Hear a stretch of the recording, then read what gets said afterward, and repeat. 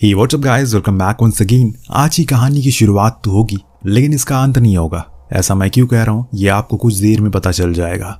कहानी की शुरुआत होती है एक सुनसान सड़क को दिखाते हुए जिसके किनारे एक अज्ञात कार खड़ी है। वो भी स्टार्ट हुई लेकिन बड़ी ही अजीब बात है उसमें कोई है नहीं। लेकिन कार को देखकर ऐसा लग रहा है कि इसे काफी समय से ऐसे चालू करके छोड़ दिया गया हो। अब यहाँ कौन आया था, ये कार किसकी है, ये सब जानने के लिए चलते हैं कुछ समय पहले, जहाँ हमने देखा 4 दोस्तों को जो अपने करियर की शुरुआत करने जा रहे हैं। लेकिन आज वो आखिरी बार मिलकर थोड़ा सा वक्त साथ बिताने का फैसला कर, क्योंकि इसके बाद न जाने कब किसको मौका मिले किसी से मिलने का। ये ड्राइव करके शहर से बाहर आ गए और बस चलते जा रहे हैं जिससे सभी काफी ऊब जाते हैं। तभी टेलर को यहाँ लगता है कि उसने शायद टर्न को पीछे छोड़ दिया, लेकिन जब उसने जीपीएस में चेक किया तो पीछे तो कोई मोड़ ही नहीं था और ना ही आगे कोई है। वो तो ऐसे ही चल रहा है। पर एक समय आने के बाद वो तंग आ गया और यू टर्न ले लिया और स्पीड तेज करके फिर से ड्राइव करने लगा। लेकिन तभी उसके सामने पेड़ की झाड़ियां आ गई और अचानक दरअसल रोड यहीं पर खत्म हो चुकी है। ताज्जुब की बात यह है अभी ये लोग इस सड़क से आए हैं और अब इस जगह पर घना जंगल उग गया है। ये देखकर टेलर को यकीन नहीं हो रहा है, इसीलिए वो कार से बाहर आया, आसपास देखने लगा शायद उन्होंने फिर से कोई गलत मोड़ ले लिया हो। यही सब उनके दिमाग में चल रहा होता है। पर उसने कंफर्मेशन के लिए वहां की मिट्टी को हटाकर देखा, कहीं इसके नीचे रोड तो नहीं है। पर वहां की जमीन को देखकर मालूम चल रहा है कि ये जंगल सदियों पुराना है। इतने में पीछे से जेम्स भी आ गया। दोनों ही उस जगह का मुआयना करने लगते हैं कि तभी अचानक से जेम को कुछ बहुत डरावना दिखा, जैसे कि मानो कोई जंगल में बैठा हो। वो इस बारे में टेलर को बता कि तभी न जाने कहां से अचानक से एक एक करके इतने सारे लोग उसी जंगल में भागकर इनकी तरफ आने लगे। दोनों ही ये देखकर स्तब्ध हो गए कि ये कौन है। पर उन्होंने इन्हें कुछ भी नहीं किया बल्कि भागकर कार की तरफ खड़े हो गए और अंदर बैठे डेफ और फ्रेशर से मदद मांगने लगे। वो इतने ज्यादा परेशान थे उन्होंने फ्रेशर के हाथ तक को नोच डाला। इस चीज को देखकर बाहर खड़े दोनों ये समझ गए कि इन सभी को सिर्फ और सिर्फ कार ही चाहिए, क्योंकि वो तो बाहर ही है और उन्होंने कुछ नहीं किया। इसीलिए वो डेफ को इशारा करते हैं कि पीछे आओ। वो समझ गया कि वो क्या कह रहा है, इसीलिए वो फौरन कार को स्टार्ट करती है और रिवर्स गियर करके पीछे भागने लगती है। इससे उन दोनों को भी मौका मिल जाता है उसमें बैठने का, जिससे ये सभी वहां से दूर आ गए। अब सभी की जान हलक में आ चुकी थी कुछ देर के लिए, क्योंकि ये मंजर इतना ज्यादा डरावना और हैवानियत भरा था कि उसे कई गुना ज्यादा वो महसूस करने लगे थे। एक वीरान जंगल और अचानक से उसमें कई हजारों की तादाद में लोग भाग कर आने लगे। किसी का भी सीना दिल से बाहर आ सकता है, लेकिन सवाल ये है कि वो लोग थे कौन और उन्हें सिर्फ कार ही क्यों चाहिए थी। इन चारों से भी वो मदद मांग सकते थे। इन सारे सवालों के जवाब अगर अभी मिल जाएंगे तो कहानी तो यहीं पर खत्म हो जाएगी। इसीलिए थोड़ा इंतजार करिए और बने रहिए, देखते हैं आगे क्या होता है। उस डरावने मंजर को पार करने के बाद जाकर थोड़ा इनके अंदर जान लौटी है, लेकिन डेफ ने देखा कि कार का फ्यूल खत्म हो गया है। लेकिन अभी उन्होंने कार को रोका ही नहीं, क्योंकि ऐसा लग रहा है कि अभी वो भी इनके पीछे है। तो वहीं दूसरी ओर घायल फ्रेशर के हाथों से खून लगातार बहता जा रहा है। इसीलिए डेफ को आगे जाकर कार को मजबूरन रोकना पड़ता है। उन्हें अब उसके हाथ का कुछ करना पड़ेगा वरना वो ऐसे मर सकता है। इसीलिए डेफ ने एक कपड़े से उसके घाव को कसकर बांध दिया ताकि उसमें से खून बाहर ना आए। तभी उन्होंने फिर से उसी झुंड को आते हुए देखा, लेकिन गौर करने वाली बात यह थी इस बारी जो लोग आए थे वो पिछली वाली से अलग थे। क्या आप भी वही सोच रहे हैं जो मैं सोच रहा हूँ? जी नहीं, ये लोग कोई ज़ॉम्बीज़ नहीं है, ना ही कोई वायरस फैला है यहाँ, बल्कि माजरा इससे भी भयानक है जो सुनकर आपके होश उड़ जाएंगे। फिलहाल डेफ कार को बस भगाया जा रहा है बिना कहीं रुके। अभी भी वो लोग उनके पीछे पड़े हुए हैं, लेकिन ये लोग इन हालातों को इग्नोर करते हैं और बस उस मोड़ को देखते रहते हैं। जल्दी से वो टर्न आए जो इस जंगल से बाहर निकल सके। इन हालातों से ऐसा इन्हें लगता है। खैर अब ऐसे ही चलते चलते इन्हें तकरीबन 5 घंटे का समय बीत चुका है। तब से ही डेफ कार चलाए जा रहा है, इसीलिए उसे सीट चेंज करनी थी। लेकिन जब इन्होंने देखा कि कार का फ्यूल अभी भी उतना ही है, यानी कि पिछले 5 घंटे से कार में फ्यूल खत्म ही नहीं हुआ, हालांकि उसमें शो तो हो रहा है फ्यूल खत्म हो गया, तो फिर कार क्या पानी से चल रही है या फिर हवा से? चीजें काफी पेचीदा होती जा रही है। लेकिन अभी भी वो उसे इग्नोर कर रहे हैं, क्योंकि इन्हें सिर्फ उस मोड़ को ढूंढना है किसी भी तरह करके।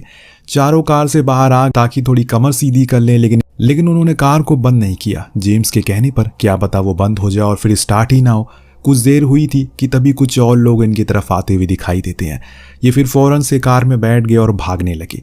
अब चीजें बर्दाश्त से बाहर होती जा रही है, इसीलिए डेफ सभी से कहती है हमें इस बारे में बात करनी होगी, वरना हम ऐसे ही इस जगह पर घूमते रहेंगे, न जाने कौन सी जगह है ये।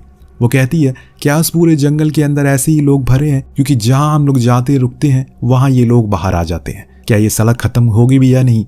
सवाल ही सवाल था। अब जेम्स जो कि सबसे समझदार और दिमागदार था इन चारों में से, उसका कहना था हो सकता है कि हम सभी मर चुके हैं और जो कुछ भी अभी हमारे साथ हो रहा है वो आफ्टर लाइफ है। ये सुनने के बाद सभी शॉक हो गए। पूछा कि ये कैसे कह सकते हो तुम? तब जेम्स ने बताया, जब हम उस डेड एंड पर रुके थे कल रात में, तो हो सकता है कि टेलन ने स्पीड में उस जंगल में कार को ठोक दिया हो, जिससे हम सभी वहीं मर गए हो और उसके बाद से सारी चीज़ें घटित हो रही हो, जिसे ये खुद अपनी आंखों से देख ही नहीं रहे बल्कि महसूस कर पा रहे हैं। जैसे कि इन्हें ना ही भूख लग रही है ना ही नींद आ रही है। पर फ्रेशर के हाथ पर घाव इस थ्योरी को नकार देता है, क्योंकि उस हादसे के बाद उसके हाथ की चोट अब हील हो रही है, जिसका मतलब ये है कि मरे नहीं बल्कि जिंदा है, पर ये तो किसी जिंदा लाश की तरह हो गए, बस चले जा रहे हैं, क्योंकि अगर रुक गए तो न जाने वो झुंड इनके साथ क्या करेगा। खैर, अब कोई चारा ना होने के कारण इन्होंने फिर से चलना शुरू कर दिया और बारी बारी सीट बदलते रहे। इस बीच रेडियो भी चलाने की कोशिश में थे, पर वो भी नहीं चल रहा था। कार में बैठे 4 दोस्त थे। ऐसा लग रहा है कि अब सब के सब अनजान है, क्योंकि किसी से कुछ बात नहीं हो रही है। बस सब चुप्पी साधे बैठे हुए हैं, क्योंकि किसी का मन नहीं हो रहा है कुछ बात करने का। सबके दिमाग में एक ही बात चल रही है कि आखिर वो इस मनहूस जगह पर कैसे फंस गए। एक बारी फिर से जेम्स एक दूसरी थ्योरी के बारे में बताता है। हो सकता है उन्होंने किसी श्राप को ट्रिगर कर दिया हो, यानी कि उसके अंदर घुस गए हों, जिसके बाद हमें हमारे कर्मों की सजा मिल रही हो। क्या तुम में से किसी के साथ भी बुरा किया है, जैसे किसी को मारा हो या फिर किसी के ऊपर कार चढ़ा दी हो? पर ऐसा कुछ नहीं था, क्योंकि अभी तो ये लोग अपनी जिंदगी की शुरुआत करने वाले थे। जेम्स ने तो अपने दोस्तों से माफ़ी भी मांग ली, ताकि अगर उसे कोई गलती हुई तो वो लोग उसे माफ़ कर दें। अब ये सफ़र यहीं पर ख़त्म हो जाए, लेकिन कुछ हुआ नहीं ऐसा। जेम्स अब सभी से कहता है कि ऐसे हम बस खुद को बचाते रहेंगे और कार को यूं ही ड्राइव करते रहेंगे। कुछ तो हासिल नहीं होगा और ना ही हम इस जगह से कभी बाहर निकल पाएंगे। इसीलिए अब हमें कुछ तरकीबें निकालनी होगी कि या तो हम इस जगह से बाहर निकल सके या हमें हमारे सवालों के जवाब मिल जाए। सबसे पहली चीज़ इन्होंने करी, इस बीच जंगल में एक कार को रोक दिया और हॉर्न बजाने लगे। साथ में इन्होंने टाइमर भी लगा दिया, जिससे इन्हें यह सुनिश्चित हो जाए कि झुंड 1.5 मिनट के बाद आता है। और कार की तरफ तो अब इनके पास 1.5 मिनट है खुद की सारी मुरादों को पूरा करने के लिए। इस 1.5 मिनट में इस जगह से कैसे बाहर निकला जाए ये पता लग सकता है, पर कैसे ये हमें आगे पता चलेगा। डेफ अब प्लान बनाती है। हमें इस समय को अच्छे तरीके से इस्तेमाल करना होगा, तभी कुछ इस मसले का हल निकल पाएगा। इसीलिए ये लोग समय समय पर कार को रोकते हैं। फिर एक एक आदमी या तो जंगल के अंदर जाता है या कोई तरकीब निकालता है, लेकिन इसमें भी कुछ खास चीज़ें हासिल नहीं होती। और अभी भी ये लोग एकदम खाली थे, बस सवालों से घिरे और फंसे थे। आखिर में सिर्फ एक ही चीज़ इनके दिमाग में आई, वो थी पूछताछ, यानी कि उन्हें झुंड में से किसी एक आदमी की तलाशी लेना, ताकि पता चल सके कि आखिर माजरा क्या है। तो अब ये सभी फिर से अपनी कार को रोकते हैं और इस बारी डेफ कार को रिवर्स करके चलाती रहती है, ताकि उन्हें ज़्यादा समय मिल सके सवालों को पूछने का। अब जब ये जंगल में गए तो वहाँ सिर्फ दूर दूर तक पेड़ों की टहनियाँ दिख रही है, या फिर कुछ ऐसे आदमीरे लोग थे जो सिर्फ लेटे हुए हैं बिना किसी ख्वाहिश के। उनमें से एक औरत को इन्होंने उठाया और सवाल पूछने लगे कि वो कौन है और ये जगह कौन सी है। लेकिन वो औरत ना ही कुछ बताने को राजी थी ना ही कुछ बोलने को। बस जैसे ही 1.5 मिनट का समय बीता, वो एकदम से उतावले हो गए और मदद के लिए और बोलने लगे कि हमें बचा लो, हमें बचा लो। ये कहकर सभी कार की तरफ भागने लगे। हालांकि प्लान के मुताबिक वो सभी तैयार थे, इसीलिए इन्हें ज़्यादा कोई दिक्कत नहीं हुई कार में बैठने से। लेकिन अभी भी इन्हें कुछ हासिल नहीं हुआ, इतना सब कुछ करने के बाद भी। अब फ्रेशर को तो ये लगने लगा है कि कहीं वो किसी टाइम लूप में तो नहीं फंस चुके हैं। इस चीज़ को चेक करने के लिए उसने सड़क पर एक लकड़ी का टुकड़ा रख दिया, ताकि उसे यकीन हो जाए कि वो लोग एक ही जगह पर तो नहीं घूम रहे हैं। लेकिन दोस्तों, उसका ये शक भी झूठा निकला, क्योंकि वो लकड़ी का टुकड़ा दोबारा कभी दिखाई नहीं, जिसका मतलब ये साफ है कि ये जंगल बेहद ही विशाल है और न जाने किस रहस्य से भरा हुआ है, जिसके अंदर अब ये लोग बहुत ही बुरी तरह से फंस चुके हैं। खैर, कार फिर से चलना शुरू होती है, लेकिन अब ये सभी ऊब गए हैं। बीच बीच में ये लोग रुककर थोड़ी कसरत भी करते हैं, थोड़ी बातचीत करते हैं, क्योंकि इन्हें 1.5 मिनट वाला फंडा अब समझ में आ गया है। लेकिन इनकी उम्र भी नहीं बढ़ रही है, कहीं समय रुक तो नहीं गया है। एक दिन अचानक कुछ अलग हुआ दोस्तों। इनके सामने एक कार रुकी दिखी। ये फौरन उसके पास गए चेक करने के लिए क्या कोई अंदर है, परंतु उसमें से कोई भी नहीं था। और ताज्जुब की बात यह थी, उसमें चाबियां भी नहीं थी, यानी कि जो कोई भी था वो खुद की कार को यहीं पर छोड़कर चला गया, साथ में चाबियां भी ले गया, ताकि कोई और इसका इस्तेमाल ना कर सके। लेकिन दोस्तों, सबसे ज़्यादा हैरानी की बात तो यहाँ ये थी कि वो कार 10 लाख किलोमीटर चली है। जी हाँ, ये देखने के बाद तो सभी के होश उड़ जाते हैं। ये कैसे मुमकिन हो सकता है? इस बीच टेलर अब पूरी तरह से परेशान हो चुका है। उसे समझ नहीं आ रहा है कि असल में वो करे तो करे क्या, और इसीलिए उसने वो कर दिया जो अभी तक उसके दिमाग में नहीं आया, यानी कि पूरी कहानी ही खत्म कर देना वो कार को एकदम फुल स्पीड में करके भगाना शुरू करता है ताकि सब मर जाए, ये किस्सा यहीं खत्म हो जाए। पर पीछे बैठे उसके दोस्त काफ़ी पैनिक करने लगते हैं और इसीलिए मजबूरन उसे कार को रोकना पड़ा। इस सीन के बाद हमें बताया जाता है टेलर 56,000 मील तक कार को ड्राइव कर चुका है, जो काफ़ी शॉकिंग चीज़ थी। और ये सब कुछ चीज़ इस जंगल में हुआ। अगर इतना कोई भी कार को ड्राइव करेगा तो वो एक बार ये धरती का पूरा चक्कर लगा सकता है, और ये सिर्फ इन्होंने इस जंगल में लगाया है। इतने दिन ये सब झेलते झेलते अब टेलर हिम्मत हार देता है, खुद अकेले ही जंगल में जाकर खड़ा हो गया। हालांकि जेम्स ने उसे वापस भी चलने को कहा, पर वो नहीं माना, क्योंकि अब उसे इस खेल का हिस्सा नहीं बनना है। वो थक चुका है पूरी तरह से, उसे वैसे ही छोड़कर वापस रोड पर आ गया। अब जब कार वापस आई तो डेफ ने वहां पर टेलर को ना देखकर उसे बुलाने की कोशिश की, लेकिन अब वो नहीं आने वाला। डेफ बार बार जेम्स और बाकियों से पूछती है वो कहाँ गया। इतने में हम पीछे से झुंड को आते हुए देखते हैं, लेकिन अभी भी डेफ अंदर नहीं बैठ रही थी। उसे सिर्फ अभी टेलर चाहिए था, लेकिन वो वापस नहीं आने वाला, इसीलिए उसे सभी कार में जल्दी से बैठा देते हैं। तब जेम्स बताता है वो हार चुका है और इसीलिए उसने उस जिंदगी से जाना ज़्यादा बेहतर समझा। ये बात सभी को झकझोर कर रख देती है, क्योंकि उन्होंने ये तो कभी नहीं सोचा था कि ऐसा कुछ हो जाएगा। ये उन्हें ज़रूर मालूम था कि वो मुसीबत में फंसे हैं, लेकिन इतनी बड़ी मुसीबत में फंस जाएं, अब जाकर उन्हें एहसास हो रहा है। इन्होंने फिर से चलना शुरू किया और बीच बीच में ये लोग रुक कर थोड़ा हंसते हैं, थोड़ा खेलते हैं, ताकि खुद की फ्रस्ट्रेशन को निकाल सके। लेकिन जैसे ही कार में वापस आते हैं, इन्हें फिर से टेलर की याद आने लगती है। अब तो ये भी डर सताने लगा है कि अगला नंबर किसका है। लेकिन वहीं जेम्स, वो इन चीज़ों में शामिल नहीं था। उसके दिमाग में सिर्फ और सिर्फ ये चल रहा है किसी भी तरह करके आगे बढ़ते रहो, क्योंकि जो कुछ भी होगा आगे ही होगा। हो सकता है कि इन चीज़ों का अंत भी आगे ही हो। इसीलिए वो अपने दोस्तों को बस चलने रहने को बोलता है।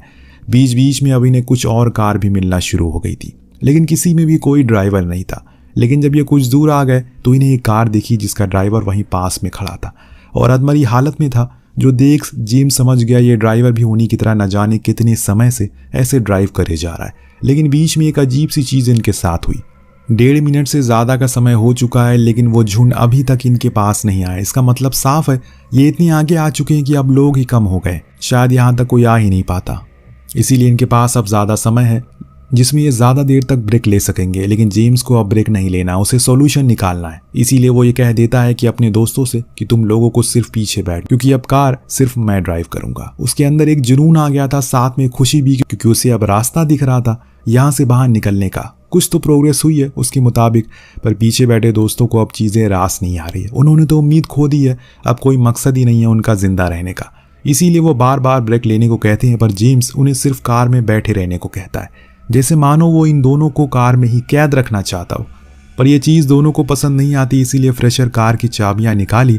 जैसे ही वो गुस्से में आ गया और इनमें हाथापाई हो गई। जैसे तैसे करके उसने कार की चाबियां लिया और फिर से कार को चालू कर दिया। लेकिन इस बारी उसे अकेले ही ड्राइव करना है, क्योंकि उन दोनों ने भी होप खो दी है। इसीलिए वहीं बैठ जाते हैं, सिर्फ अपनी मौत का इंतजार करने लगते हैं, क्योंकि ये खेल अब उनके बस का नहीं है। लेकिन जेम्स नहीं हार मानने वाला था, उसे तो बस ड्राइव करना है, क्योंकि उसके दिमाग में सिर्फ एक ही गोल है और वो है एस्केप। दिन बीतने शुरू हो गए, महीने खत्म हो गए, साल तक खत्म हो गए। जेम्स के किलोमीटर लाख के करीब पहुंच चुके हैं। वो रुका नहीं, जिसका नतीजा ये हुआ उसे आज बारिश देखने का मौका मिल गया, जो अभी तक कभी नहीं हुई। क्या वो करीब है अपनी आज़ादी के? बारिश रुकी, उसने फिर से आगे का रुख कर लिया और फिर से वही साइकिल शुरू हो गई। परंतु कुछ ही महीने के बाद वो एक ऐसी जगह पर पहुंच गया जहां लिखा था रोड एंड, क्योंकि आगे घना जंगल था। इस जगह पर ढेरों गाड़ियां खड़ी थी, जिसका मतलब साफ था उसके दोस्त सही थे। इस खेल का कोई अंत नहीं है। ये जितनी गाड़ियां खड़ी हैं उनके ड्राइवर भी यहाँ पर कभी न कभी उसी तरह होप लेकर आए होंगे, लेकिन अंत में उन्हें सिर्फ हताशा ही हाथ लगी होगी। ये देखने के बाद जेम्स पूरी तरह से टूट जाता है। अब उसके पास कुछ नहीं था, क्योंकि उसमें तो अपने दोस्तों को भी पीछे छोड़ दिया है। एकदम वो अकेला पड़ चुका है और इस ना खत्म होने वाले सफर पर अभी भी उसे उम्मीद है कि उसके दोस्त कहीं ना कहीं उसे दोबारा मिल जाएंगे। इसीलिए वापस से कार को मोड़ा और ड्राइव करने लगा। इस बीच उसने एक ड्राइवर को भी साथ में रख और इसे बेमतलब बातें करने लगा, जो उसे अपने दोस्तों से भी नहीं की, क्योंकि अब उसे एहसास हो गया है कि अकेले सफ़र कितना कठिन होता है। न जाने आगे कितना लंबा सफ़र होगा, और अगर ऐसी ही कहानी चलती रहेगी तो हमेशा चलती ही रह जाएगी। और जैसे मैंने शुरुआत में कहा था, इसका कोई अंत नहीं है, वो सच था। इस कहानी का सच में कोई अंत नहीं है। ये आपके ऊपर डिसाइड करता है कि आप इस कहानी को कैसा इसका अंत देना चाहते हैं। वेल, कमेंट में ज़रूर बताइएगा कि आप क्या सोचते हैं कि इस कहानी का कैसा अंत होना चाहिए। मिलते हैं अगली वीडियो में। Thank you so much watching. Peace out.